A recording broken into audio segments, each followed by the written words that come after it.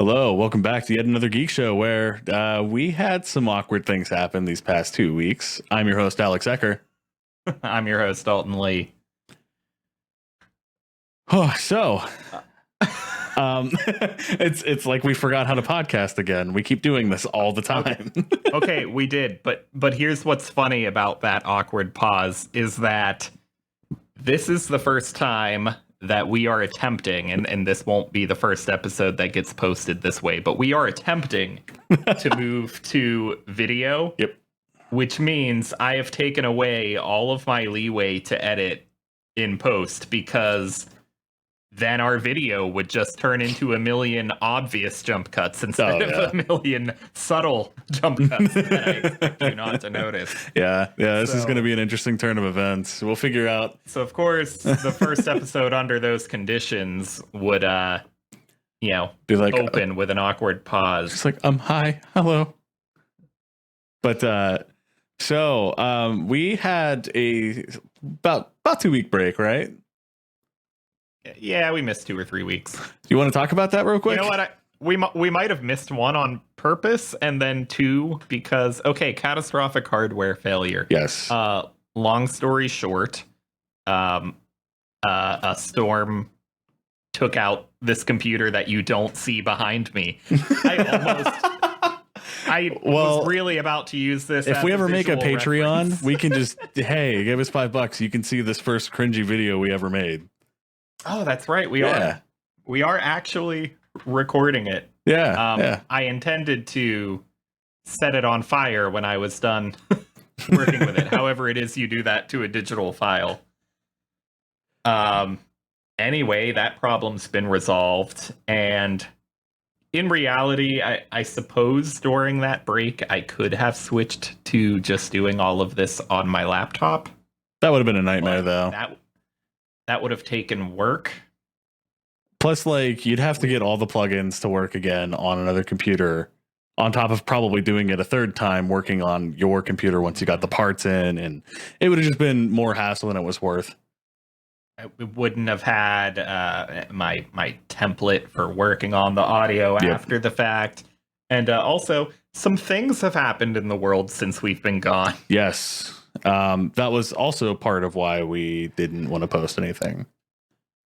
And so we decided basically that, you know what, not the best time to be posting entertainment anyway. And it seems like a lot of the internet was kind of on the same mindset there that maybe there shouldn't be too much content on the internet not relating to the Black Lives Matter movement.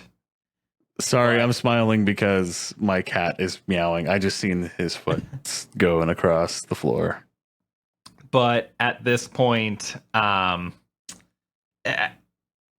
think everyone wants a few minutes here and there to be entertained and not think about it. And hey, it's up to you if that's right or wrong. If it's acceptable to still seek out entertainment and not spend every waking minute on what's wrong with the world. But I know that I need the distraction every once in a while. So we will be moving on. And in the meantime, that stuff is still important. We should all still be doing what we can, whether that's going out and protesting ourselves, whether that's donating money to various related causes. And hell, we're two white guys with a podcast here. Maybe turn ours off and go listen to some black voices on the internet if you've realized you don't do that very often. Yeah. My other takeaway is speak up when you see something wrong. I've done plenty of that in the past few. Maybe not necessarily on social media, but with people in phone calls. I've done a lot of weeding out my friends list on my personal Facebook. That includes people that are significant to me and my family. I'm to the point where I've tried to educate and make people understand a different light, and sometimes there's no helping them. Sometimes it's, moving on and trying to just better the cause instead of trying to better the needs of the few. Yeah. Ordinarily, yet another geek show doesn't like to get political, but on this particular issue, realizing that Black Lives Matter is not a political issue, it's just what's right. Yes, absolutely. It's a moral standing that more than it should be a political standing.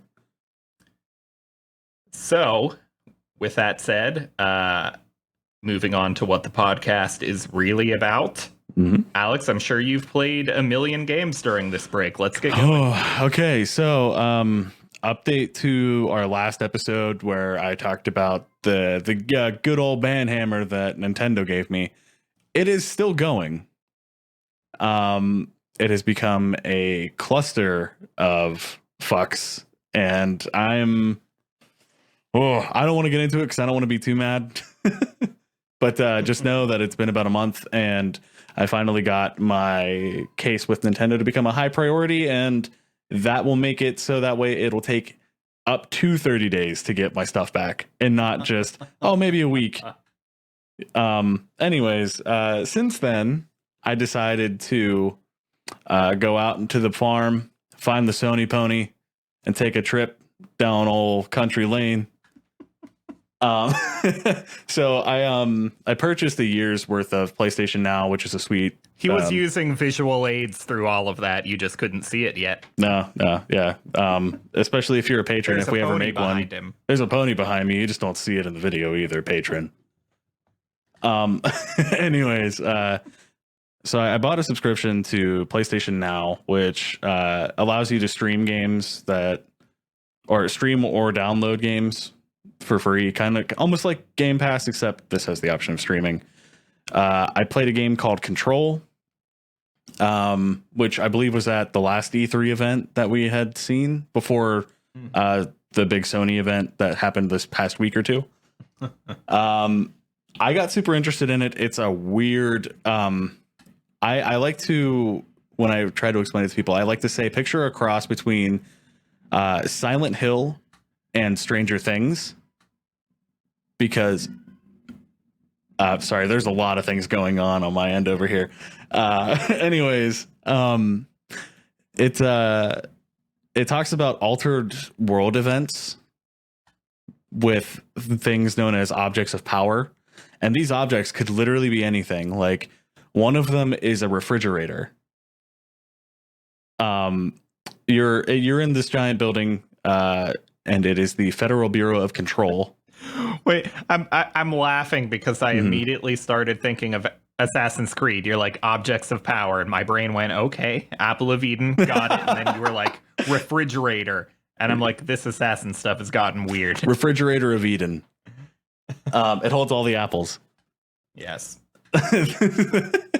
But you're in this giant building known as the Federal Bureau of Control's headquarters, and it's kind of like a big Area 51 secret base, and they catalog and experiment with these objects of power that they find throughout the world to kind of figure out what they do, and if they take, like, some of them take you like alternate dimensions, some will disappear and reappear. One of them was a rubber duck that you had to follow, like a bath time ducky. It was the greatest thing ever, because you're just patrolling these halls with these evil demon things, and then you just hear wah out of nowhere. I'm very bad at explaining this game, but if you haven't played it, I highly recommend it. I was gonna say, I still don't know what this game is. It is. Tell me about the gameplay. 'Cause you're giving me the gist of it's the story, a third-person shooter. You play a main character of Jessie, is her name.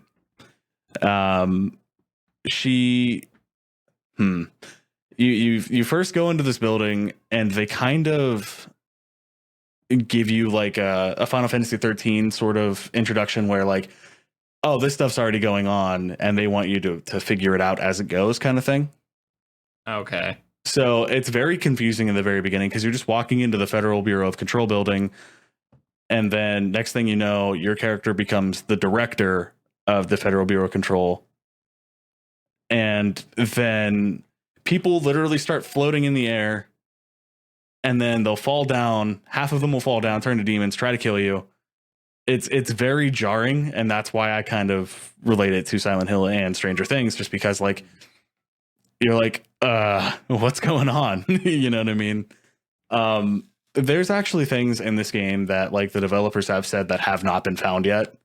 I mean, granted, it hasn't been out for a very, very long time, but no one has gotten even close to like half of the shit that they've hidden in this game. I was gonna say it's been long enough that like you could see people 100%ing it, but well, this game is on PC, so I was gonna say it's been long enough. You would at least expect like modders to find everything. The soundtrack to this game is phenomenal. There's a particular scene in the game where they have Old Gods of Asgard playing, and they're somewhat power metal-y, and I thoroughly enjoyed every bit of that scene. It was really good. Like, I do strongly recommend this game. It's not super expensive.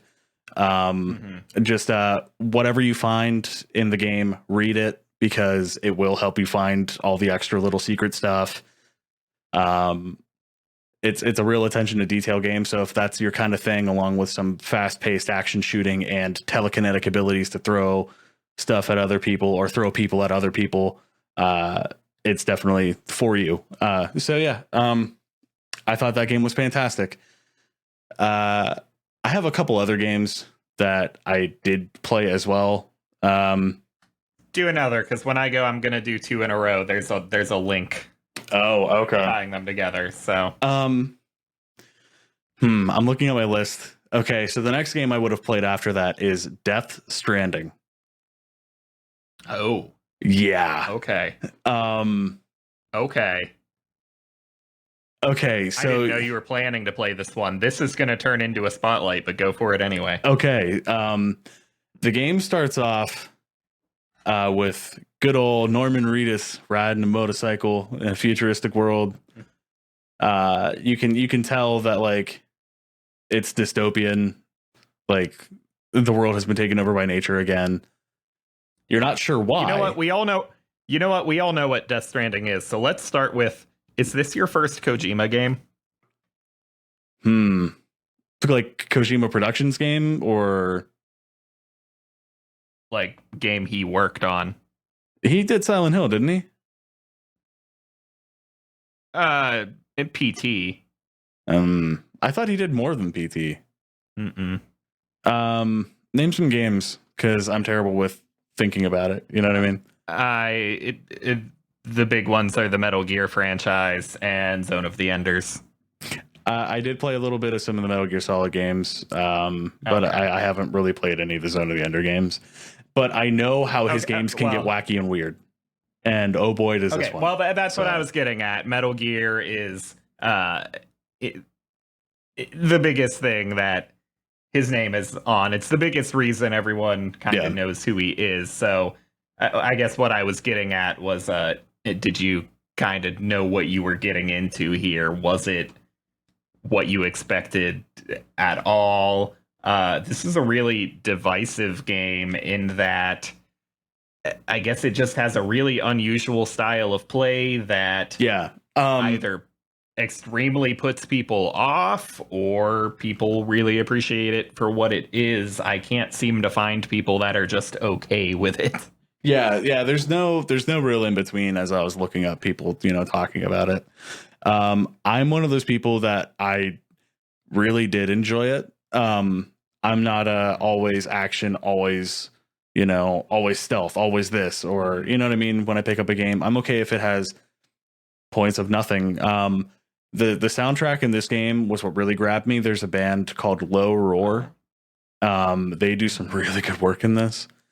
A lot of the soundtrack in it is what really hits it for me. But back to the character of Norman Reedus, who is Sam Porter Bridges. He is for lack of a better term, UPS delivery driver.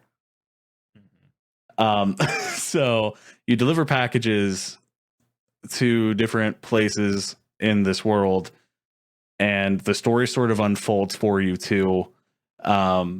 There's issues with the world, like rain is now what is known as timefall. So whenever the rain hits something, it advances the lifespan of it. So if a person gets stuck in the timefall, they will age exponentially. Same thing with like vehicles. Sorry, you're killing me. You guys have no context. My camera went completely out of focus. We have to figure out how to fix that issue. Yeah. Before we start actually releasing these, because it's been a serious problem. Oh, I know. For a long time. So try to ignore me and continue. Sure. So timefall affects not only people but objects around them. So like say you're driving a truck around the map. If you get hit by timefall long enough, your car will fall apart. It'll start rusting up and breaking apart. It's difficult because like I know you don't. Do you have much clue of this game, Dalton? I mean, avoid spoilers on me, but like I watched all the trailers. I've heard some reviews. Okay. I'm aware of the sort of story. What I don't know, I don't actively know the plot. I know like the setup. I know like about the world. I don't know about what the protagonist is trying to achieve. Okay. I won't go too further into the story, but my basic gist of the story is that it's it could happen tomorrow sort of vibe. Kind of like The Day After Tomorrow, or that one movie about the comet hitting the world. Morgan Freeman's the president. Oh shit. I can't remember the name of that movie, but not necessarily in those contexts of those movies, but like that sort of an asteroid hitting the planet. Oh, that could happen tomorrow kind of thing. Or, you know what I mean? Like technology advancing to the point where we can have LED contacts. Oh, that could happen tomorrow. Like, you know what I mean? Okay. Yeah, like this could happen like any given day sort of situation. This game actually made me cry. Ooh, at the always end. Bonus points for that. Yeah.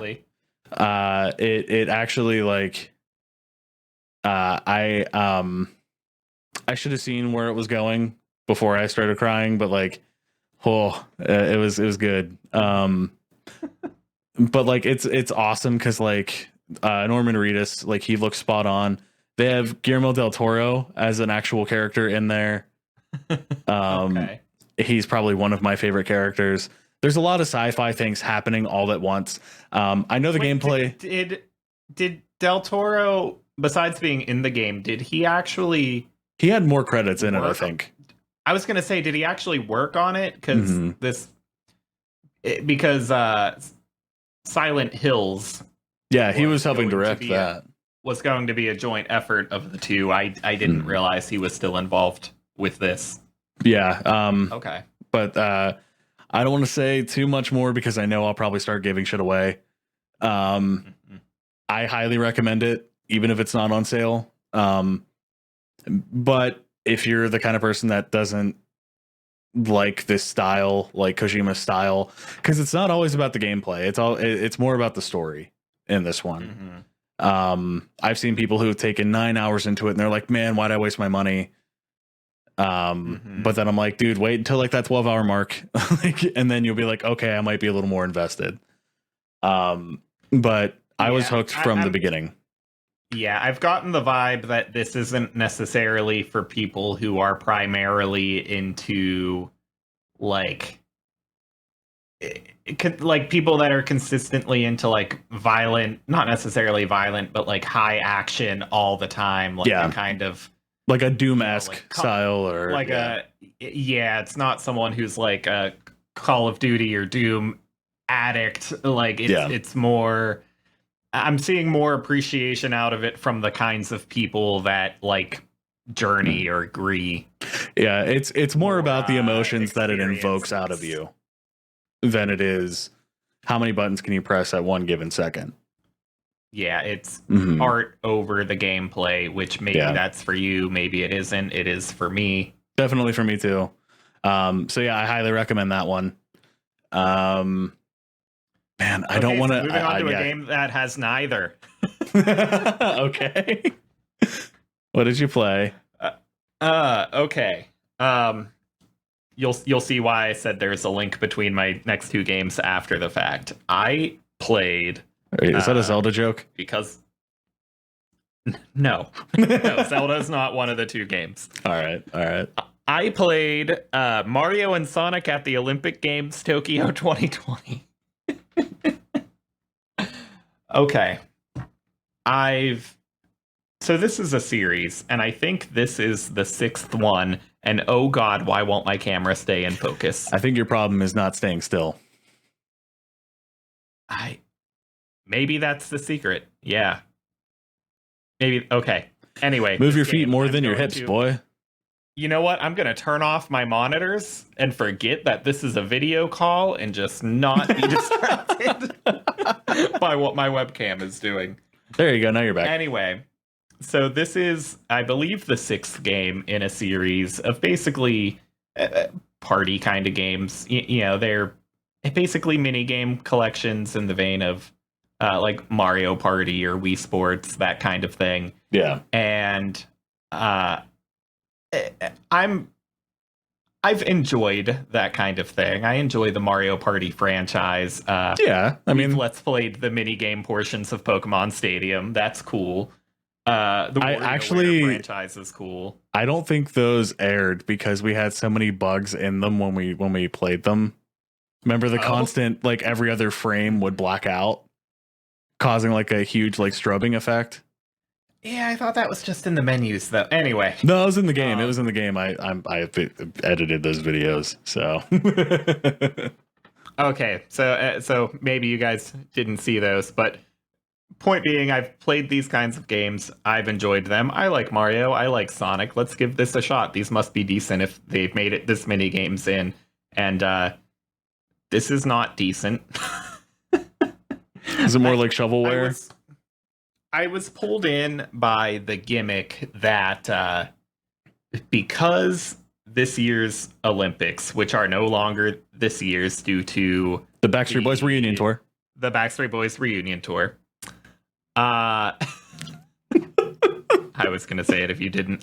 Anyway, so because this is the second time that this was going to take place in Tokyo, it gave the game this unique feature where it takes place during both Olympic Games.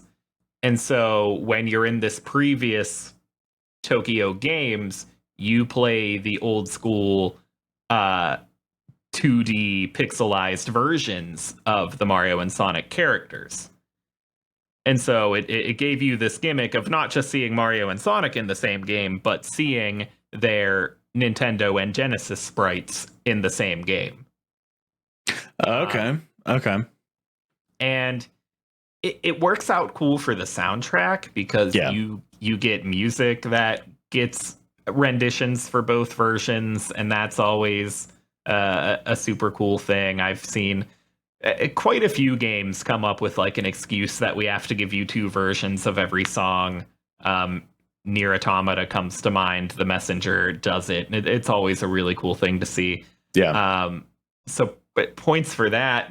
But like the actual game itself is just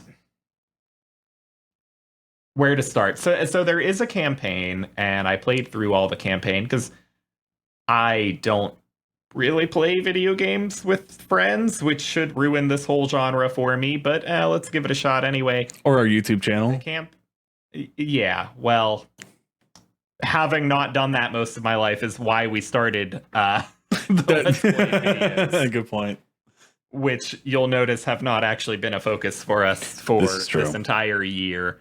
We'll see if we can manage to get back to that. But anyway, the campaign of this comes with an actual story that gives a plot reason for why you're going back and forth in time, and it lets you kind of travel around a map to different Olympic Games that take place kind of in different buildings. So you're on like an overworld map, you go over and pick this building. Oh, now we're at the place where we play this game, and you can talk to a few NPCs that are standing around, and then walk in and actually start the game. But the story mode is obnoxious because it's like, you know that neither Mario or Sonic ever takes the story seriously, so like this is not like a legitimate story that anyone could possibly really care about, but they make you spend so much time just mashing your way through this stupid dialogue. Like, please God, just let me get to the next level. Right. Moving on. Like, I don't want to read another stupid joke. There's just no way anybody could care any at all about this story. Let me get on with it. Mm-hmm.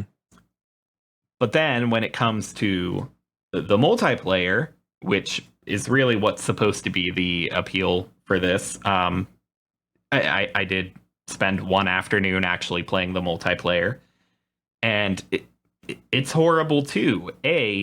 Because the games themselves, just for one, a lot of them are too similar.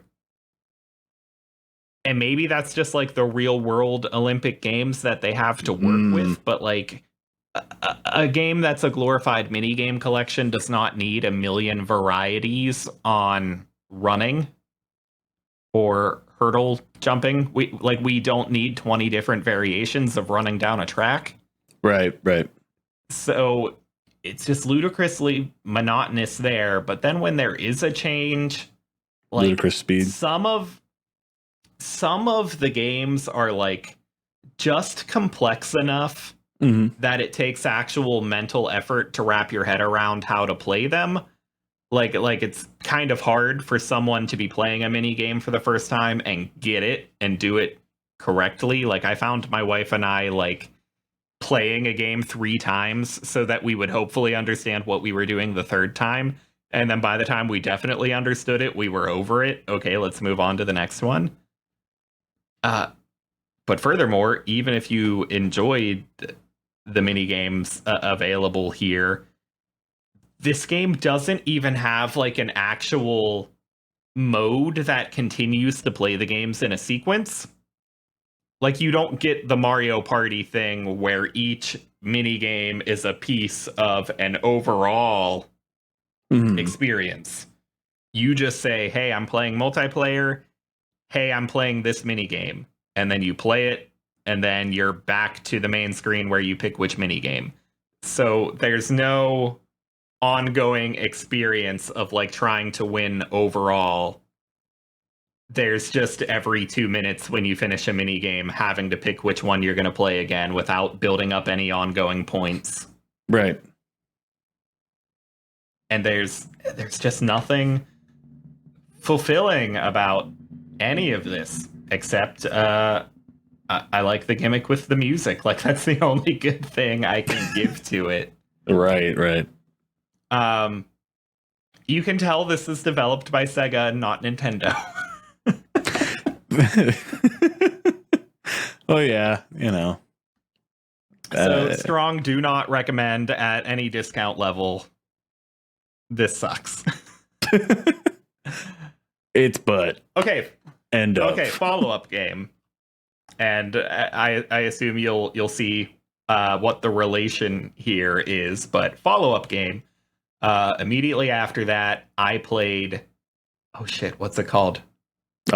Mario and Rabbids Kingdom Battle. Oh yeah, I remember you talking about this a little bit. Okay, so the link being that this is another Mario crossover game, and this is another instance of another company being allowed to work with Nintendo's property.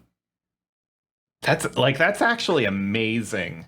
Yeah. That basically some people from Ubisoft came to Nintendo with a prototype already built, where they had to like make their own models of the Mario characters and piece together this thing that Nintendo would probably never allow them to do. They had to bring that to Nintendo and present it and impress them well enough that the people at Nintendo were like, yeah, sure, keep going, finish this project. Well, I mean, there was also like Cadence of Hyrule by I don't remember what indie developer did that, but they got like the Zelda music and everything. Yeah, and I think in that case, Nintendo actually went to them and said, "Oh, hey, we have this idea, make it happen." Oh, okay. Yeah, because like I don't know. There's a couple of instances where people have like secretly done things behind Nintendo's back. Like I think it was the WarioWare games that it was 2 or 4 people like secretly putting like a bunch of mini games together for a WarioWare game, and Nintendo didn't like it at first, and they were like, "Oh, hey, maybe." Or something like that. It's kind of funny. Yeah. But so this game, it's a strategy game. So immediately, like, what blows my mind is that this game shouldn't work for me. I can't stand Rabbids. Rabbids are just minions before minions were around. I have never enjoyed a strategy game. I don't know. Maybe I'm too dumb. Maybe I just don't understand them. But you know what? I did figure out what it is recently. My opposition to strategy games isn't really that I can't get good at them. It's that when you get really far into a battle before you lose, like the time that you just lost is devastating to me. It's not that I can't possibly beat this strategy game. It is that I am going to get so upset if I get 50 minutes into this battle before I lose. Oh, shit. So I think that's what it really is. But I got through this game with those 2 elements working against me, and I love this game. This is a must-own Switch title, and honestly, it handles the Mario property so well. Like, despite being in a genre that Mario has never touched, that if it weren't for the Rabbids everywhere, you wouldn't be able to tell that this wasn't a Nintendo game. Like, they just really nailed that charm, and they managed to not let the Rabbids ruin it. Actually, I was pretty okay with the Rabbids here, and this does have the kind of shoot in, like, oh, okay, we need a vague story excuse for why all these things happen, why you're traveling through this world and doing these battles and getting... Why you are indeed floating around at the speed of sound. Yeah. So, like, that needs to be there, and it's never taken seriously in a Nintendo game, but it is handled a million times better than it was in the Tokyo Olympics game. In that I didn't like get mad that it was happening. At worst, like it helped that it had like actual cutscenes, like there was actual effort put into it. It wasn't just text for me to mash through. Like there were charming animations. The game looks really good, you know, as far as what the Switch can handle. Yeah. So yeah, the overall vibe. Oh, and it's composed by Grant Kirkhope. So okay. Major selling point there. The score's amazing. It's just got charm out the ass. But as for the actual strategy gameplay, I haven't figured out why this works for me, whereas other strategy games haven't. I don't know. Maybe how cutesy it is just made me feel less pressure. I don't know. Like, it's possible. Or maybe it actually is easier than other ones. I don't know. The battles were lengthy. I certainly did have battles that went on for like 45 minutes, and I definitely had boss fights where I died 3 or 4 times before I pulled it off. It definitely did challenge me. Yeah. But I don't know. I enjoyed it a lot. Maybe it's just particular mechanics in there that were really fun to me.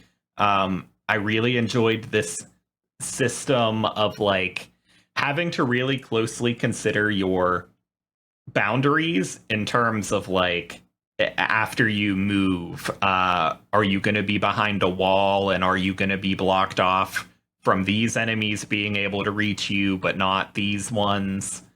Or maybe an enemy's not in sight because they're behind a wall, but maybe you have an attack that's strong enough to destroy the wall and open them up to attack from another character of yours. See, when you explain this sort of gameplay mechanic, is it kind of built like Fire Emblem? I couldn't tell you. You've never played a Fire Emblem? I mean, it's in the genre of Fire Emblem, but no, I haven't played them. I don't think Fire Emblem has the particular mechanic I'm talking about, but it is that genre. I'm told that XCOM's a lot like this game. I'm told that this is just Mario's version of the modern XCOM games. Except that, like, that percentage system, there's always the meme from XCOM of, like, your character's holding the gun right to the alien's forehead, and it's, like, percent chance of a hit, like, 99%, and then he misses. Right. This game has that percentage, but the percentages are 0, 50, 100. And it made me feel better about playing riskier. That like first of all, I was never gonna have like an 80% chance and then get mad that I missed. The majority of the time you knew if you were gonna get hit or not. The best part is during the times where it's uncertain, if it's 50%, you're not gonna get mad either way because it's 50, that makes sense. The best part is that when you miss, you could be, I missed. I hope that hurt your head. Everything you do hurts my head. But good. Another really fun game mechanic that I haven't seen in other strategy games is you can use your characters to aid in the motion of your other characters. Meaning, say I want to get Mario from point A to point B, but it's too far for Mario to go, and Rabid Luigi is halfway in the middle. You can stop yourself on Rabid Luigi, which makes him toss Mario into the air across the board. So they can use each other to create more distance for each other. And you're rewarded for doing that because you can make kind of like a area of effect splash damage for coming down hard from jumping off another player. That feels like Chroma Squad really bad too. Or like some characters might have like a healing effect that is triggered by being tossed into the air and landing near another character of yours. Anyway, whatever the key differences are here between this game and other strategy games that allowed me to actually enjoy it, I don't know. Maybe it really is just that it's easier than the other ones. And I enjoyed it because I was able to do it. I don't know, but I loved it. And like I said, I consider it a must-own title of the Switch. Even if you don't like Rabbids, even if you don't like strategy games, it shouldn't have worked, but it absolutely does. I might actually buy it once I get my fucking account back from Nintendo. Oh my god, is it killing me? Man. So what else have you done without your Switch? I decided to play a game that I know I could probably let out some rage with. And that is Mortal Kombat 11. I was gonna say Gorn. Gorn is the let out rage game. No, it's been way too hot in my studio to be able to play any VR games. Yeah. Yeah. But anyways, Mortal Kombat 11. Okay, so this actually ties back to Mortal Kombat 9. This game. Mm-hmm. Yeah. Because I mean, it's an ongoing story. I'm gonna let you guys know now. I'm probably gonna spoil some stuff because it's Mortal Kombat. I mean, there's enough story there to be like, oh shit, that's cool. Ouch, that hurt my eyes, dude. How did that not hurt yours? Sorry, he turned on a lamp and thought it would help fix his camera's focus. But anyways, it looked a lot more dramatic in the camera than it did in real life. Oh, okay. So I'll start back with Mortal Kombat 9. Raiden went to the Elder Gods to stop Shao Kahn from trying to get Outworld to merge with the rest of the other realms. They denied him. Liu Kang was supposed to be the one to defeat Shao Kahn. Raiden ends up killing Liu Kang, snapping his neck in Mortal Kombat 9.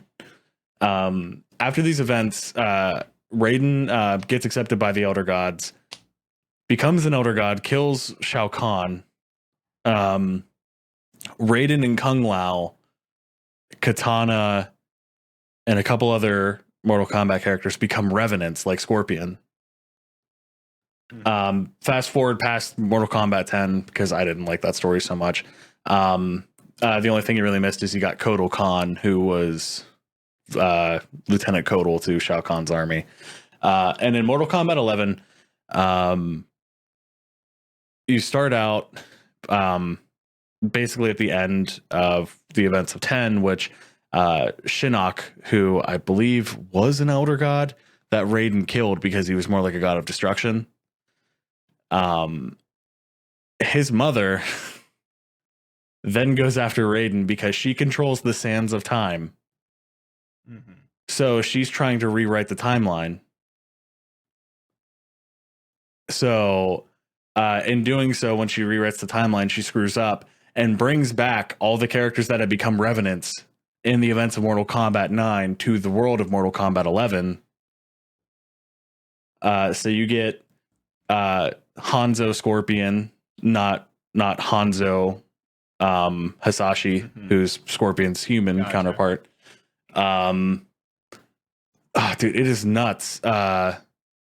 Basically the ending.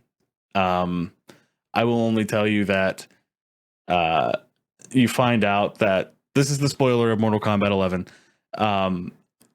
She keeps rewriting the sands of time to try and get the destiny that she wants to have happen. So in multiple different timelines, Raiden has actually killed Liu Kang so many times. And they did it in a really cool cutscene because like there were different, like they started fighting in this version.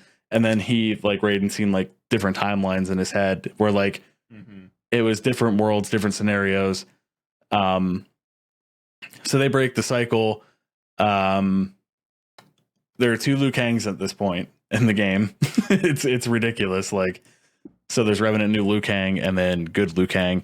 Basically what happens at the end of the game, Raiden gives Liu Kang his god powers, and Liu Kang is no longer Liu Kang. He is Fire God Liu Kang, and he has the power of fire and lightning. And he wrecks some shit at the end of the game. Kills. I can't believe you just spoiled the game. Like, it's Sorry, nuts. I was trying to do that with a straight face. It didn't work. Yeah. Not that really anybody pays attention to the stories too much in these games, but like a lot of people fucking died. Like I think Hanzo, the actual Scorpion, died in this game. Like, but it doesn't matter because the timeline gets rewritten at the end of the game anyway. Well, yeah. So what you're really telling me is that when they started to take the story more and more seriously with 9, mm-hmm. they realized the error in their judgment, which was, we are in a genre where your franchise is known by the characters. Yeah. It's also a genre where characters need to die, but we also want this to keep working as a franchise. Right.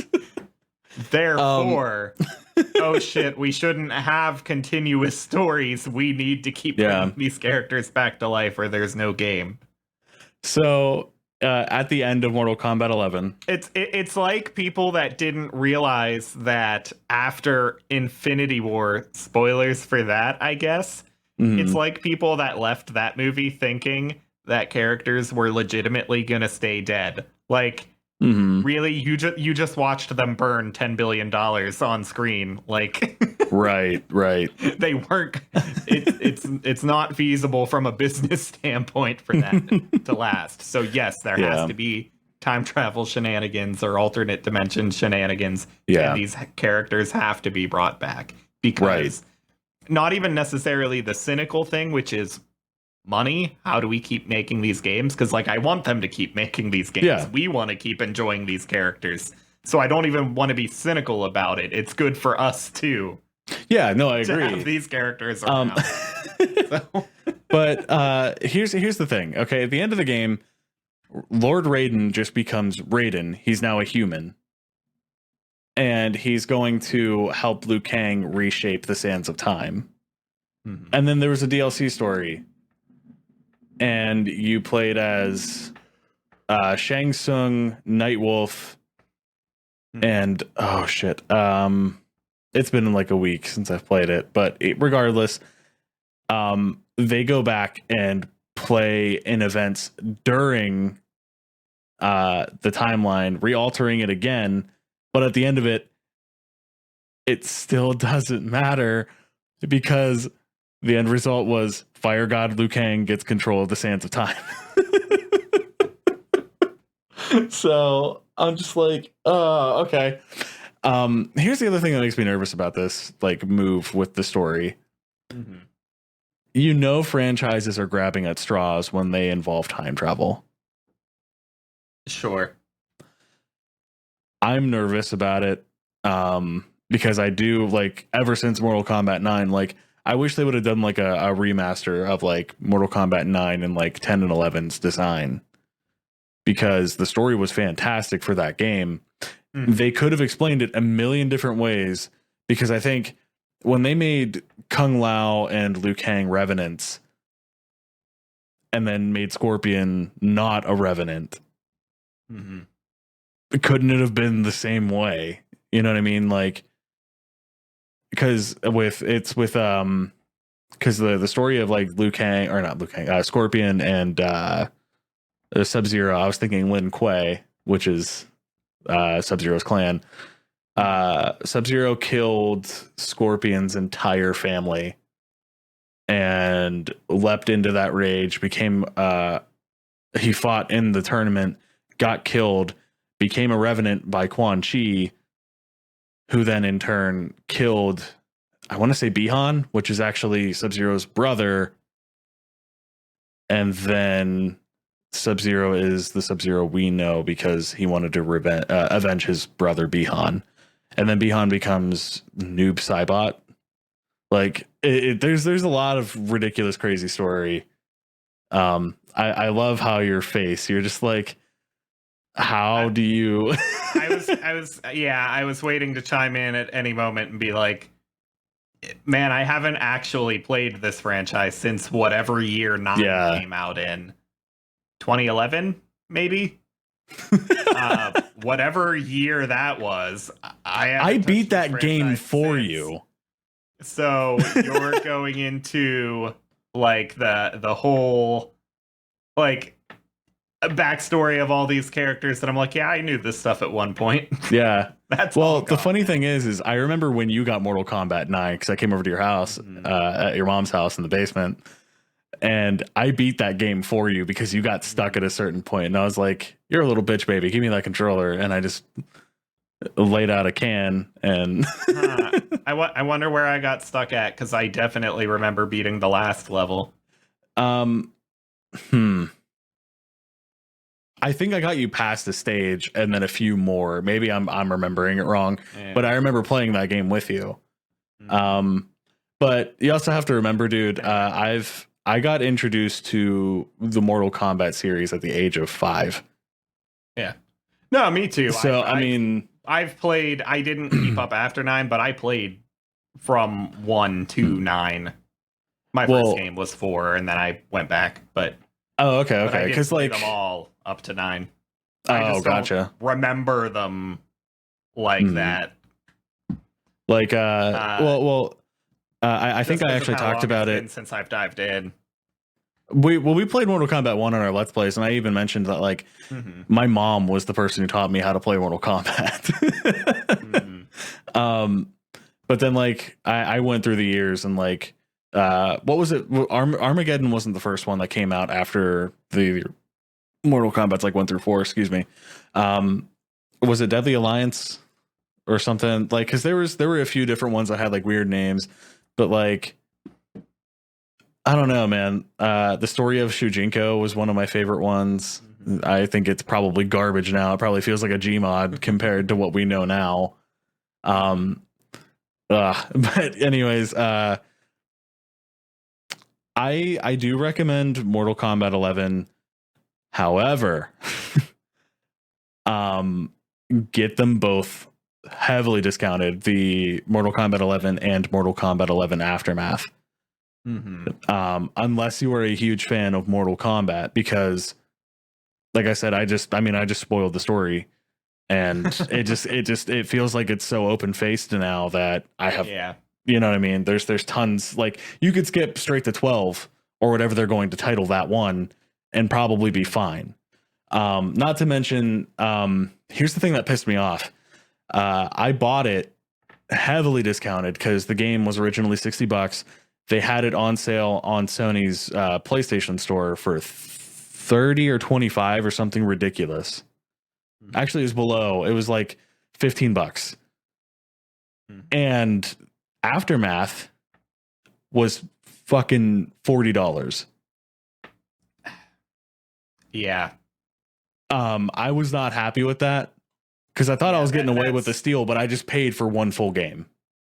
Yeah, that's brutal. Seeing like DLC content staying full price when the game goes on sale, especially when that extra content is story critical. Yeah, it's pretty manipulative, and I think that's why. I think that's why I haven't continued with the games, is because like, from a gameplay and story perspective, I'm pretty sure the general consensus is that people still tend to like them, but I booted up 10 long enough to see some microtransactions and was just immediately put off by it. And I don't. Sometimes I'm able to ignore it, depending on how in your face it is. Sometimes I can't ignore it. The Mortal Kombat 11 Aftermath is $30. I think I spent the extra $10 for like some skin bundles because I was like, I might as well if I'm already paying that much. But the thing that made me mad is I think I beat the game in like 7 or 8 hours. And then the Which, other, to be fair, is pretty standard for this genre because they expect you to get your bang for your buck with the multiplayer. Bro, I beat it in one sitting. Like I like and I also beat no what I'm saying is I beat Mortal Kombat 11 and 11 Aftermath in one sitting. To sell you an overpriced granted DLC and for it to still fall in that length. I mean, granted, I'm still, raising the roof for the Backstreet Boys reunion tour, so I don't have much time, or I have more than enough time on my hands. But like, I maybe slept for like 6 hours in between. It's kind of hazy because it's been a while, but like, I could beat that game and the DLC in a full day if I would have started it early enough. Yeah. So it's a little frustrating. But the graphics look great. The fatalities look actually less detailed than 10, which is a little disheartening. But then again, I also played 10 on PC and not on console. Sure. They did bring back the friendship fatalities, which is fun, especially with like the additional characters like Arnold Schwarzenegger's Terminator T-800. Like that kind of stuff is fun. The one last thing I will complain about with this game. I'm a little frustrated. Between 10 and 11, you have had to buy Shao Kahn. If you wanted to play as him, you have to buy him, which is infuriating, especially considering in 11, you play as him in the story mode. In the story, and then just don't get him for other modes. Yeah. Granted, you play him in the Aftermath story at the... No, you play him in the main story too. And that's, like I said, just this genre going into places with the monetization where it's like, I can enjoy this game in terms of the mechanic, but the way they monetize the game is just gross.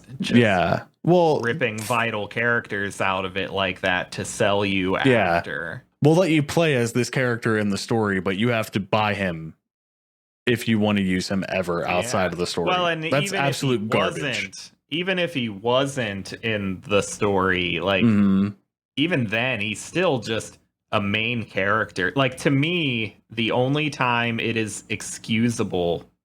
Actually, I'm going to make another exception for Smash, and I'll elaborate why. But for me, the only way it's excusable for fighting games to be selling fighters as DLC is when they're like licensed properties from other places, like when it's, the Terminator, Freddy Krueger, or whatever, because there's like RoboCop, because he's in the new one too. Because it's basically a way of saying, if they were to do that, like, hey, there's extra licensing costs involved and including these characters.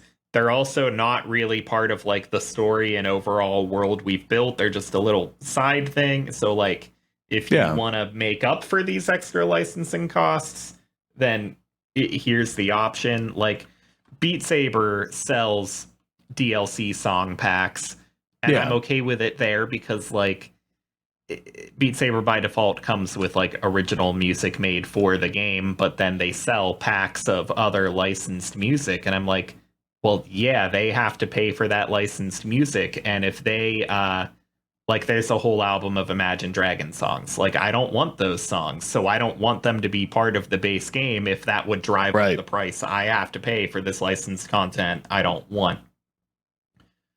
For Smash, I kind of make an exception because,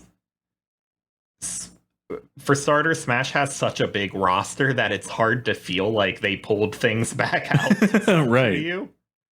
And like realizing what a balancing nightmare it has to be when you have that many characters. Right. Like that means the work for each individual character they add gets harder because they are balancing it against more characters than before. Right. But also, Smash Ultimate kind of gives me the feeling that, like, just this particular entry, Smash Ultimate, is just so exhaustive. It's just so big, and it's so... There's so much replayability. There's so much stuff there that I feel like they're not going to warrant making a follow-up game anytime soon. Like, the next Nintendo console, honestly, might not get a new Smash game. It might get a remaster of this game that's the same thing with like a higher resolution or frame rate. Yeah. Because there's just so much here that how do you follow up on it? And in that case, yeah, like I would rather them keep adding characters to it, which means continued development, which means they should continue to see more profits on it. So I'm okay with it there because I'm never going to feel like they pulled out something for the sake of selling it to me. I feel like it's them realizing, well, we can't really make a sequel anytime soon, but we still want to give you something. So pay us for some character packs so we can keep this game you already own relevant for longer. That sits okay with me. Yeah. Whereas things like Mortal Kombat, like, for one, it is a main character that they own. Or should own, at least. Yeah. And it's nowhere near as exhaustive. It's just frustrating because, like, with Mortal games, Kombat games change fundamentally enough from game to game that, like, they can't put out a new Mortal Kombat game that feels like, oh, this is the exhaustive collection of everything that Mortal Kombat has been in one place. Like, right. They can't do that because all the games are fundamentally different enough. And like Smash Bros. Does make changes from here to there, but there's a little more to the combat in Smash Bros. Though. Like, first off, in Mortal Kombat, you're zoomed in. There's no any aerial combat. There's no real arena hazard. With the newer games, they've kind of done that though. Like, if you get stuck in the corner, depending on the stage, it might be a wall run where you can jump and get out of the corner and go back to the middle of the map, or there could be a weapon that you can grab and hit your opponent with. But that's pretty much as far as like the arena really helps. You know what I mean? Like there's just like more Smash, atmosphere to work with. Smash, like they add things, but they never like fundamentally change. Like there are like some balancing things get changed. Maybe a character has one or two moves get changed completely between games. But at the end of the day, it's still easy with Smash to go, okay, include every character, include every stage, include every song, put it in one new package with better graphics, call it Ultimate. This is the Ultimate game. We can't possibly follow up on this without a good excuse. Mortal Kombat can't really do that because Mortal Kombat isn't as consistent. It has a fundamentally different campaign all the time. Like there I think a couple games where like the campaign is actually like a third person view action adventure kind of thing. Shaolin Monks, I think. Yeah, Shaolin Monks was like that. Yeah, there's things like that. You can't package those experiences into one thing and call it Mortal Kombat Ultimate. Yeah. They are going to keep making sequels. The next one will not likely be that far away. It will follow up on the story we saw here. It's a very different franchise that kind of justifies different things differently. Yeah. And I don't think it can quite get away with what Smash is doing. Yeah. I've beat that rant into the ground. So with that, That's fine. I think we've reached the end of our show. Yeah. And yet another show. This one won't be going up in video format, but who knows? Maybe the next one. Maybe we'll surprise you and actually put the video out, and you never know. Anyways, thanks for tuning in, guys. Sorry we were gone for so long, but hope you're staying safe and healthy and washing your hands, because that Backstreet Boys reunion tour, it's still there, even though people are still coming out. Wear your goddamn mask, you loser. Goodbye.